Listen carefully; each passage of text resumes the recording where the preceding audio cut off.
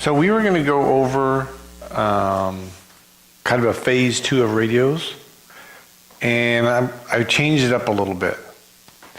A couple of reasons. One, when we went over last time, we weren't mic'd, and nothing got recorded. Is it the first one here? For your volume, yeah. How's that? Oh. Let's see. Seemed pretty loud. There you go. That sounds better. What I wanted to do was, we'll touch on radios, but I wanted to cover something that's a little more pertinent in our environment. So there's a thing called the Hegelian dialect. And it's, okay, obviously you know what it's about, problem, reaction, solution. So what many governments will do is they'll create a problem, anticipate the reaction of the society, they've already got the solution. So let's just say I'm a owner of a vaccine company and I've got all this extra vaccines that I want to dump, right? So I create this fear of the swine flu, right? So that's the problem. The reaction is we're panicking people. You know, we show a lot of things where people are dying. And then miraculously, I have the cure over here, right? Problem, reaction, solution. That's a Hegelian dialect. Well, we're going to do something similar to that, except we're going to apply it to what we're talking about. Now, there's a couple things we've got here. So we got this little handout. It says, how do I know what to prepare for? It is basically quadrant off, right? You got your 4 boxes, and all these different topics down here. So you pick a topic and you put it in a box, okay? And the box has a high or low priority, and then the likelihood. So if you took hurricane, let's say, the risk of a hurricane as far as the damage would be really high, but the likelihood of us having a hurricane in Oregon is pretty low, so you'd end up putting it over here, down at the bottom. Well, you do that with every topic, you put it in a quadrant, and then you're going to focus on the ones that are in the top, highest potential, highest damage, highest risk for our area, okay? So we're going to do that. Then you come over, and I have another little handout that basically is broken down into this. Instead of problem, reaction, solution, we have the disaster, the effect, and the solution, or what you need to prepare for. So if we took one of those and we determined earthquake is a high probability, that would be the disaster. What's the effect of that earthquake, and what have you done to prepare for it? Okay? So I wanted to take a little time and go through one. So as an exercise, this is going to require participation in this one. Disaster. We use a lot of stuff going on. One thing that's been in the news a lot is the Oroville Dam, right? Oroville Dam is Northern California. It's a big earthen dam. Put it in perspective, many of us have seen pictures of Hoover Dam, right? The dam in Oroville is 20 feet taller than that dam, and it's all earthen dam. So it's not concrete, it's just rock and sand and concrete mixed in, right? We have several of them around here, Cooper Creek, Ben Ravine, those are all earthen dams, right? So we have this huge earthen dam down in Northern California. Let's just say it breaks. Now, it was close to failing here a few months ago during the winter when it had the storm. So the possibility still exists. So let's say it breaks. So that's going to be our disaster. The dam fails. Boom. Water goes all over the place. That's the disaster. What would the effect of that be? Any ideas? Flooding. Okay, where would that flooding go? Usually where the lower. Okay. Northern California, right? So you're going to get a flood, Northern California. They talk about you're talking the American River, the Sacramento, all of them converge in there. The anticipation, if the dam were to go, the city of Sacramento could be under 15 feet of water. How long? There you go. So, dam breaks, we have a flood. It's going to flood that whole valley. Now, if you ever go into Sacramento, just before you get there, if you remember, you kind of go up on a bridge overpass for a mile or two. And you can see down in there, and there's all agricultural, right? Those are rice fields. Now, Sacramento Valley is responsible, like the second or third largest producer of rice in the world comes from that area. Okay? So, you mentioned flood. You have a flood, it's going to wipe out all that rice production. They anticipate you're going to lose all that agricultural soil for 5 years. Okay? So, disasters, is the dam failing? What's some of the effects? Flooding. How else does that flooding, what does it affect? Agriculture. I-5 runs right through there. That's right. Where does all of our winter produce come from? From Southern California. In Mexico, right? So now you're going to lose food source, you're going to lose transportation, okay? How about electricity? Think that'll be impacted? Probably not too much. We get most of ours from the Northwest, so electric we should be okay. All right. Affect the sewage system? Pardon me? Sewage system? It depends on your setup. So a lot of people are on septic. As long as we don't lose the grid, most of us would be okay. So that would be, but I think the food, transportation, so what would they have to do to get food up here? Well, they can't use I-5. You got the Coast Highway, Highway 1, 101. You've got 395 that comes up the backside, right? Both of those roads are 2-lane roads. They are not interstate highways. Well, and the transportation cost skyrockets up also, so that means the cost of food. That's right. Okay? So you, Power outage is the biggest issue. yeah. And we don't know how it will impact us because the grid's so tied together, right? It could affect us. It could, I doubt that we would totally lose the grid, but we could see intermittent power surges, blackouts, rolling blackouts, right? So here's a disaster. The dam breaks. That's all done.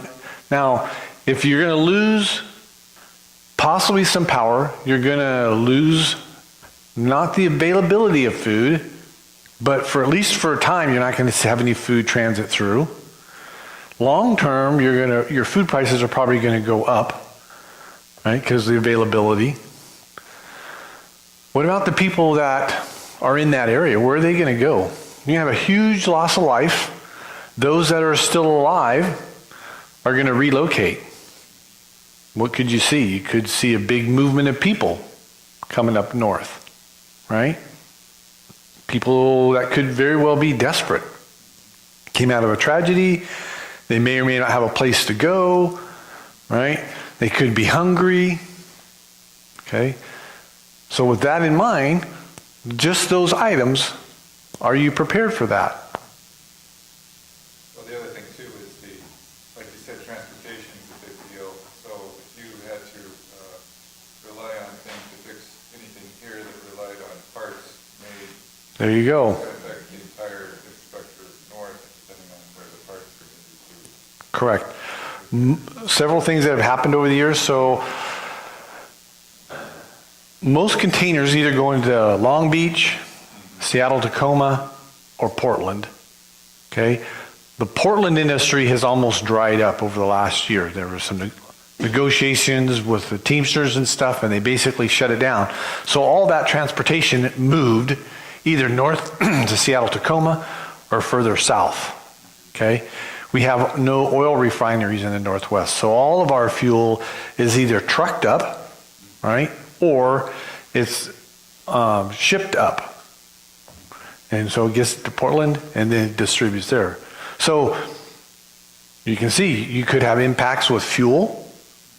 May that not be that they're not available, but you can see the price go up locally, right? So, yeah. Would a flood affect, I mean, I know for a minimum amount of time, but would it affect the railways also for long term? Absolutely.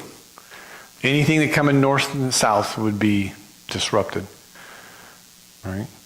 So when you look at how much stuff is being transported, parts. So let's just use our local economy. Okay, we have timber industry here. We ship most of our stuff out by rail. Okay. So now where it goes. So I know that the rail lines for us go north to Eugene and then north goes east and west. But freight also goes south. So you can find an impact on our local economy because though Northern California may need our lumber, they might not be able to get it. So it might not be a long term, but you could see a temporary disruption. What could that do? That could cause a layoff in job, maybe temporarily, 6 months maybe, right? Now all those people are out of work for 6 months. On top of food pricing going up, right?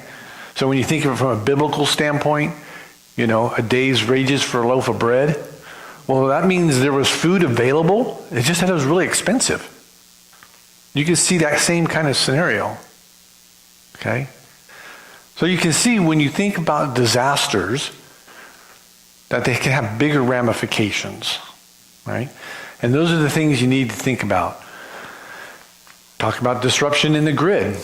Well, if your house is all electric heat, electric cooking, electric stove, and the electric grid doesn't go down, but you have intermittent power, you might not be able to just go over there and turn the stove on today and, you know, cook. You might have to wait until the grid comes up for a few hours and you run over there real quick, you know, at 2:35 in the afternoon and man, I'm going to get some dinner cooked because I got power, right? Or you have some other way to cook during those times. Here on city water, it usually goes to the treatment plant, and that treatment plant's going to go down. Yep. My husband and I were in the East Coast grid outage that lasted 4 days. Mm-hmm. And they can tell you a lot happens. All of the 7-Eleven on the corner closed, we couldn't get gas. Right. I mean, not even for cash.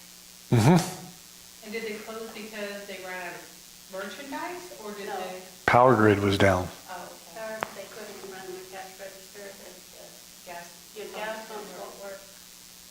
Right. They didn't want people coming in and stealing stuff. They just locked the doors. Stores just locked the doors, which Yeah. was a surprise to us.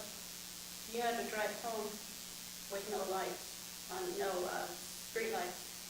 Luckily, it happened during the daylight, and by the 4th day, people were starting to get agitated, and we'd go outside and you could hear people howling and making funny noises, and it was very, it was in the summertime, if it had been in the winter, we would have frozen to death.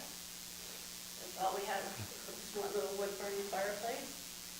It was really, really hot, we had but I'll tell you, the only thing that really matters is the water. First thing you do is fill your bathtub with water. Yeah. So the grid, from water perspective, if the grid goes down, you're on city water, you would have a certain amount of time to get it because what we do is we pump our water up into the tanks, and then that is what gives us pressure. So what would happen is once those tanks are empty, you would get no more water, right? So you would have a window in there where you could get water. So if you lived in the city, you would want to do that if the grid goes down, right? The other thing that we learned firsthand is if you don't have gas in your car, you're not leaving that city area. Right. No matter how dangerous it gets. Exactly. So if a disaster like that happens, what you have with you is what you have. Yes.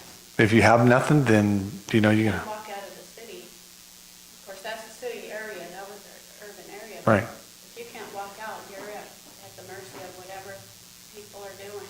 Mhm. You do start getting strange after 3 or 4 days. Absolutely.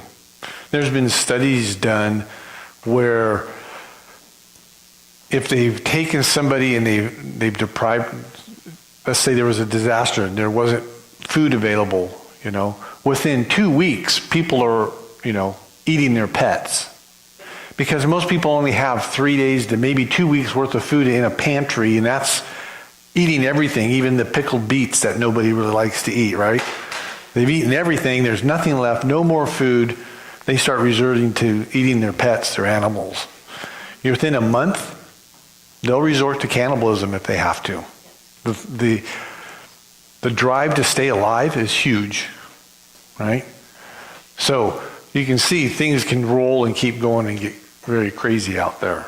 Yeah, it was more quickly than we thought. Absolutely. So, I just want to take some time. We have these handouts you can take with you. I would encourage you to kind of put some of these things down and really think it through. So let's go back to the dam scenario. Okay, so we know, okay, well, we might lose some grid off and on. Do we have something in place how would we handle that? Do we have lanterns? Do we have flashlights? Do you have another source of cooking? Maybe you won't need it. Maybe you will, right? Food prices go up. John, batteries and flashlights that aren't rotted. Yeah, batteries that are leaking acid doesn't help. Does that cost I more went to- electric?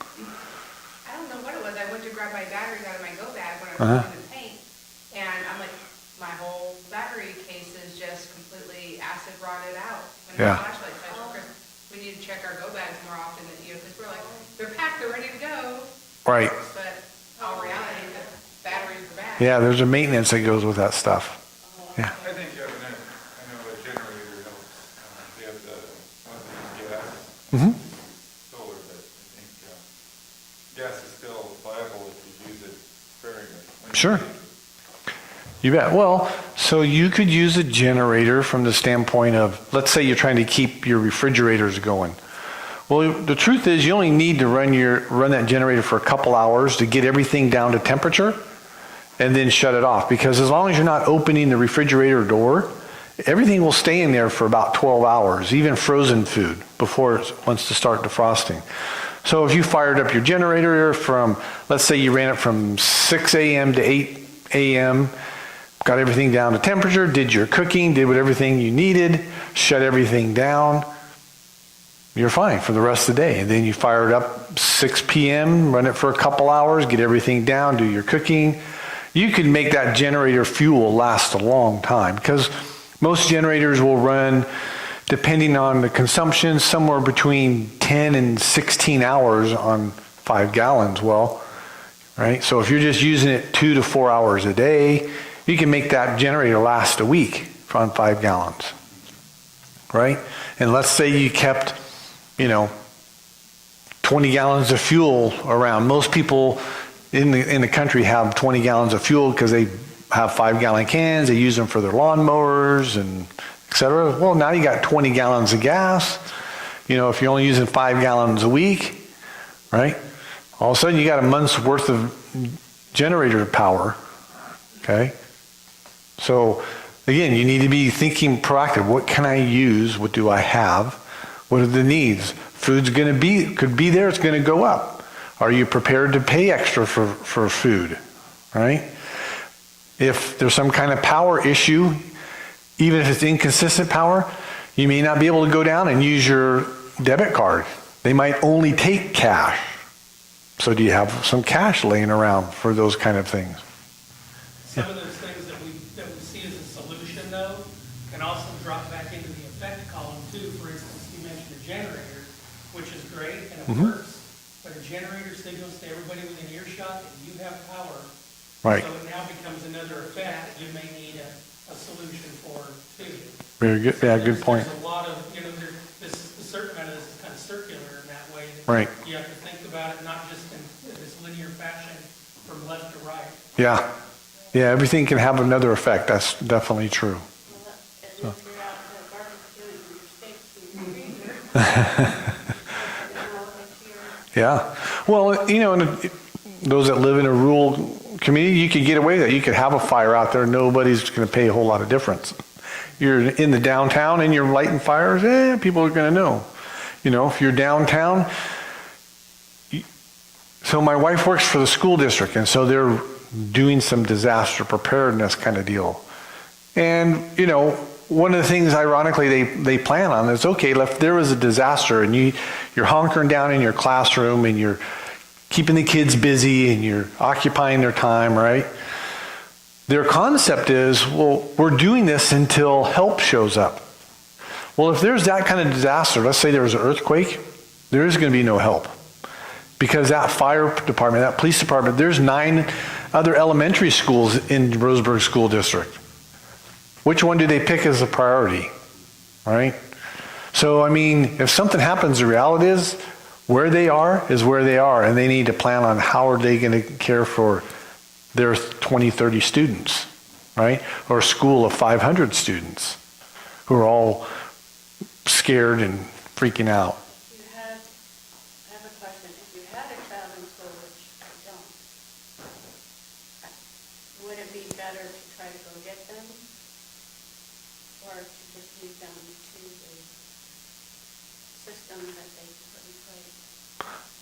I think that is something you're going to have to discuss as a family, and you're going to have to decide, you know, where are you at? So if you're living in a rural environment, school, you might be living 20 miles from school, right?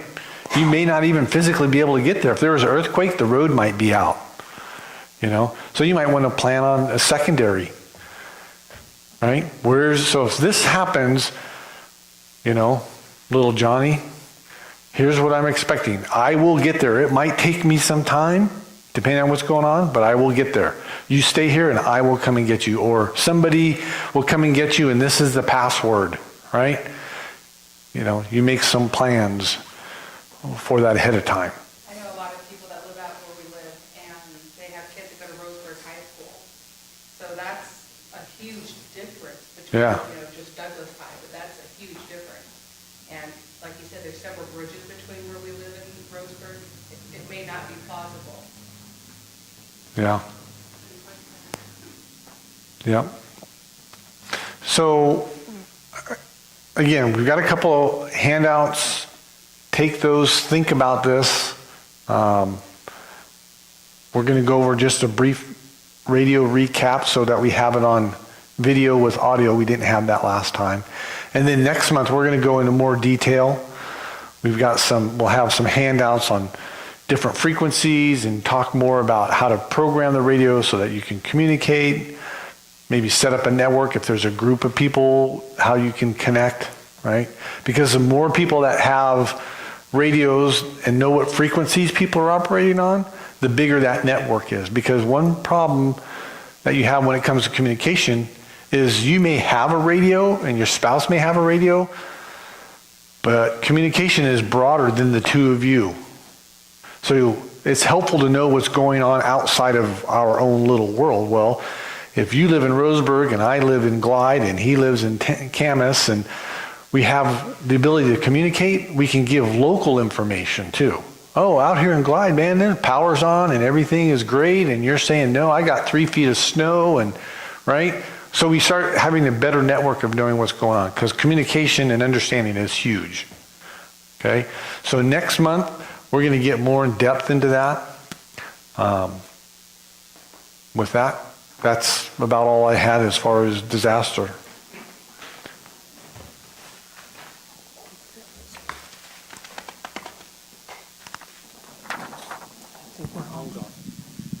So as Chuck mentioned, we're going to do a quick recap on the radio stuff. Is that loud enough, do you think?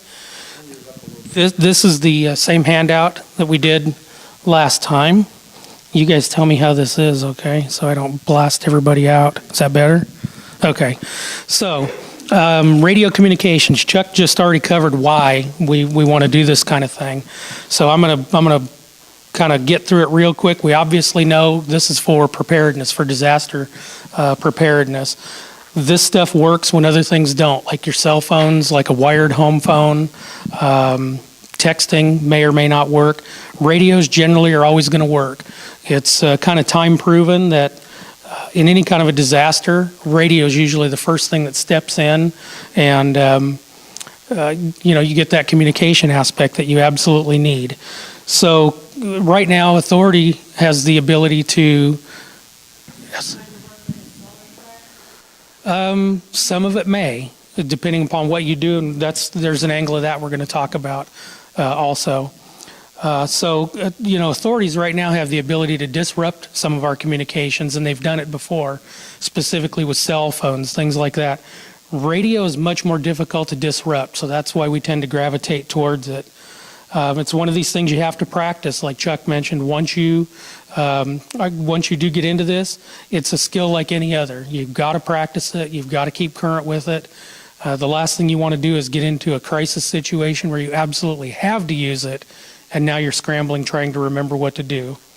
So some of the different kinds of radios that we look at, everyone's pretty well familiar with Citizens Band, the old CB radios. These things work great. They're common. They also work with a national program called the Channel 3 Project. So any old CB that you have is great to have for communication.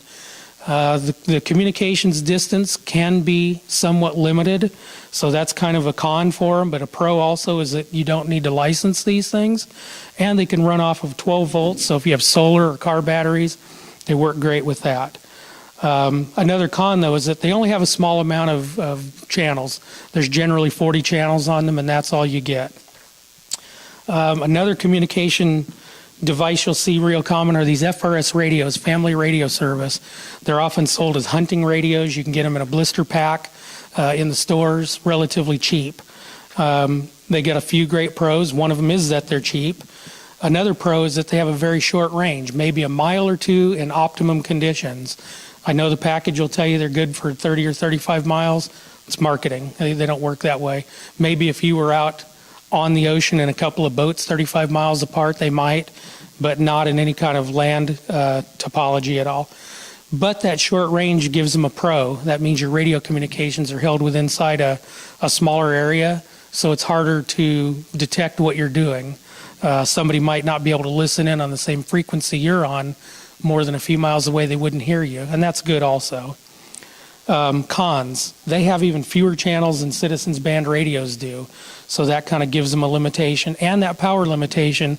If it was your only source of communications, you aren't going to communicate outside that mile or two range, so that could be a con for you also. There's not a lot you can do to customize these or make them work better. What you see is what you get on them. There's some other types of radios. This is a good example of one here that would function as a shortwave radio, possibly even a scanner. They're great to have for general communications in that you're receiving information. So you may be able to hear police and fire and national broadcasts. This particular one happens to be hand cranked. I think it's got a solar panel on it too, doesn't it? So if you run out of batteries eventually in the long run, this thing's still going to work. Pros, this one's nice and portable. It's got a variety of ways it's powered. A con, it's only a receiver. You can't transmit with it. So that's one thing to consider. Then you can get up into ham radios. As an example, I've got one sitting here on the side of this radio bag. Ham radio gives you a little bit longer range when you're doing any kind of transmissions at all. You get a lot of power output ability with these radios, and it's adjustable. So you could adjust the power on a ham radio to transmit a smaller amount of power, keep your communications a little more private, or some larger units, you can transmit enough power to transmit worldwide, talk worldwide. That could be a real bonus if you need that. There are lots of ways you can communicate with ham radios, not just in terms of picking it up and talking into it, but you can hook computers to them. And you have the ability then to transmit email or files to another person, which is a real handy thing to be able to do. Well, there are a couple cons, though, too. You do need a license to operate a traditional ham radio. It's an easy test, though. There's classes that are held for that, and it's not difficult to do. Even very young kids have gotten licensed before. Another con can be that the costs are a little bit moderate sometimes on them. So, for instance, these radios, these FRS radios, you might be able to find them for $30 or $35 for a pair. Other ham radios, about $50 to $60 for one like that, about $150 for one like that, or a base unit that's going to be much larger that might go worldwide. You might pay several hundred up to a couple $1,000s. So it's that can be a con, but if it's worth you having that ability to communicate over that distance, that money is well spent in that case. Let's see, another thing that I wanted to cover with all of that is you wonder, how do I power it? You brought up generators earlier. Generators are good until your gas is gone. So I tend to use solar with everything. Small, inexpensive solar panels, small, inexpensive batteries. And if you notice, one of the common things with all of these pieces of gear, they seem to have these same types of connectors on them. So I build these so that they're plug and play. Even things like a battery recharger for rechargeable batteries, I have the ability to plug that into my main system and charge those rechargeables that I can use in other pieces of gear as well. Some larger radios will also work with these types of charging systems, and this I think is a wonderful way to go. Not very expensive either. So when you're looking at all this, one of the things that Chuck keeps stressing is once you know how to use it, have a plan for it. How do you want to communicate? Do you have just a group of family you want to communicate with? Where are they located and what are their capabilities? Do you have a larger group you'd like to communicate with? And the same thing, where are they? What are their capabilities? That's important to know. And then think of the frequency of a radio like language. If we're trying to speak two different languages, we're not going to communicate well. And if you're on different frequencies, you won't communicate well. In fact, you won't communicate at all. So having a commonality between you of what frequency will we use? When might we transmit to each other? A communications plan. Seriously vital with all of these things. And those are things that we're going to get way in depth more with the next session coming up in a month. On that, there's also a handout sitting over here which covers a radio go bag to have with you. So that thing covers everything that I carry in my bag, everything from the radios to extended batteries to other small items that I might need if I'm mobile or I'm out walking with this bag. The whole bag, everything the way you see it, with the exception of one of these radios, I outfitted for about $110. It's not a lot of money, and I'm considering $110 is well spent for the ability for me to communicate. So that handout's there too. It's a pretty generic list in terms of buy this brand or buy this model number, but there are a few specific links on there because some of the things might be a little difficult for you to find if you're not familiar with the terminology. So we've got that too. These handouts, I should mention, are generally always available too. We carry them with us generally every week into church. So if someone's watching the video, they didn't get to the class, they can usually come see us and get handouts also. So any questions on any of that or anything you think I may have missed? Anybody? Nope. Yeah, when we get into so the question was, are we going to cover the importance of antennas? Yeah, when we go into the expanded class, we're going to cover some of the additional things like enhanced antennas, longer life battery packs, some of those kind of things. So yeah, we'll cover a lot of those, and that will be in a month from today.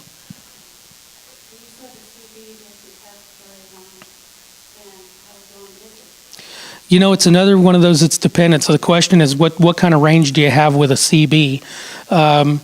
It's very, very dependent. Because of the range of frequencies that it works on, that's dependent on the time of day, how high up you have your antenna, a lot of those kind of things. Generally, you can get 25 to 30 miles with one of them. You can do fairly good. If you're in flat ground, even farther. And generally, once you're in the middle of the day, you may have long-range communications on just a plain, unmodified radio like this, just the way you bought it from the store. I've had some of them where I've talked a couple hundred miles before. So it kind of depends upon variability of conditions at the time.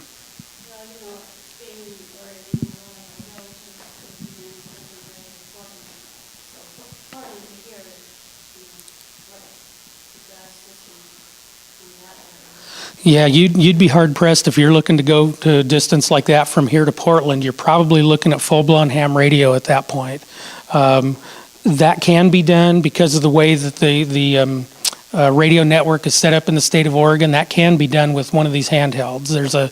There's a group that has put up a series of what are called repeaters on mountaintops, and we have the ability to use these handheld radios to get into those repeaters, and you can actually talk to stations anywhere from southern Washington all the way down to Sacramento, I believe. So it's quite a distance, but you would need a ham radio license for that. And again, the test is simple. There's classes for that. The test fee is $15 to take the test, and it's a lifetime thing.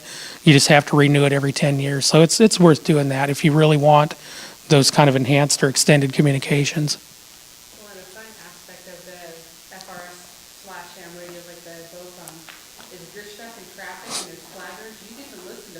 Yeah. and all the fun stuff they say.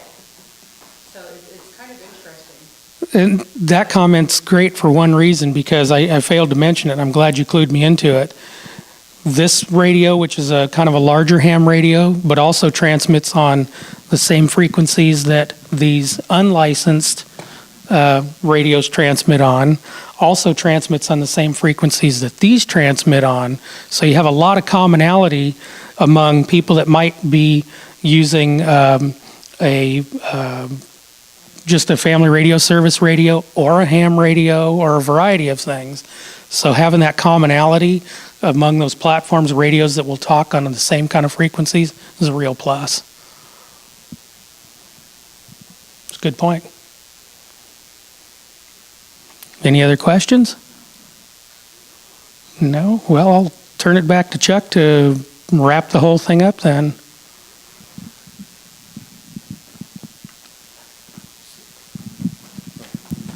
So that's basically what we have for this week. Or next month, we're going to go much more in depth into the radios and communications. Please come take some handouts, give some thought to what kind of disasters that you're worried about that we could potentially have and what those effects would be, so that as you plan in your preparations, you know what you're planning for. Otherwise, you end up buying a lot of things that may not really benefit you. So you're not going to get the best return on your dollar.